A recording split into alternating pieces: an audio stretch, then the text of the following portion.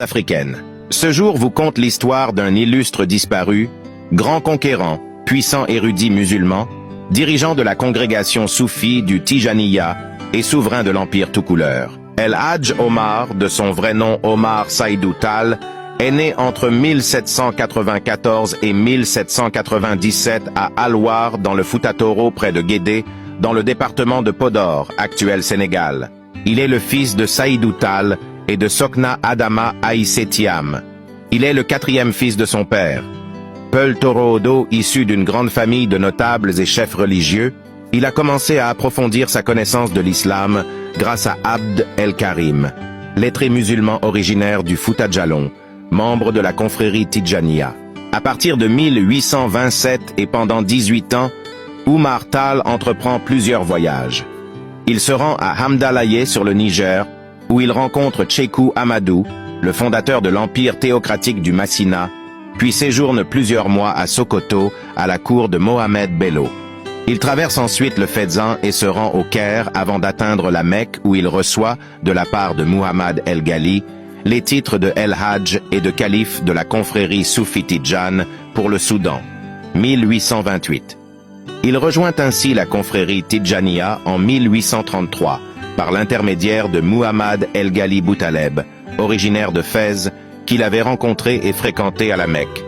Il séjourne ensuite à l'université Al-Azhar du Caire, puis chez le sultan du Bornou dont il épouse une fille, à la cour de Mohamed Bello dont il épouse également une fille, puis retourne à Hamdalaye chez Tchékou Amadou.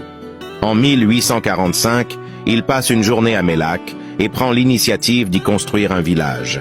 Pendant 13 ans, il prêche l'islam sunnite à travers la doctrine acharite, la jurisprudence malikite et la spiritualité de la Tidjaniya, d'abord au Fouta Djallon, puis à Dinguiraye, actuelle Guinée, en 1848. À Dinguiraye, il prépare le djihad, guerre sainte.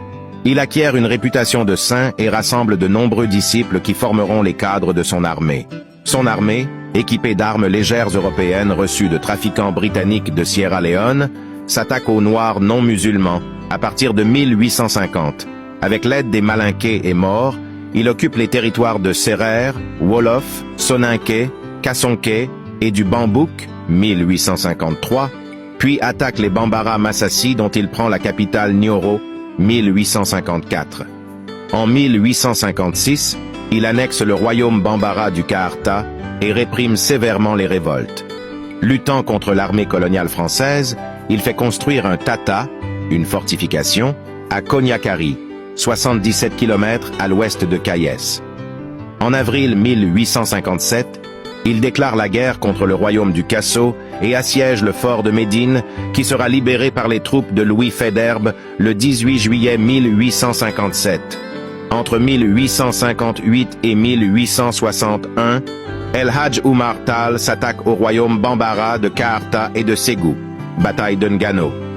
Le 10 mars 1861, il conquiert Ségou qu'il confie un an plus tard à son fils Amadou pour partir à la conquête d'Hamdalaye, capitale de l'empire Peul du Massina, qui tombera le 16 mars 1862 après 3 batailles, faisant plus de 70 000 morts.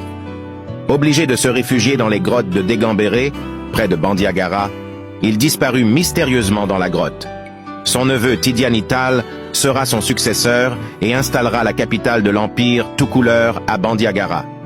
Son fils Amadou Tall régnait à Ségou, Nioro, et commandait le Niger de Sansanding à Niamina, une partie des Bambara du Bélédougou, le Bakounou, le Kaarta, jusqu'à la conquête française en 1893.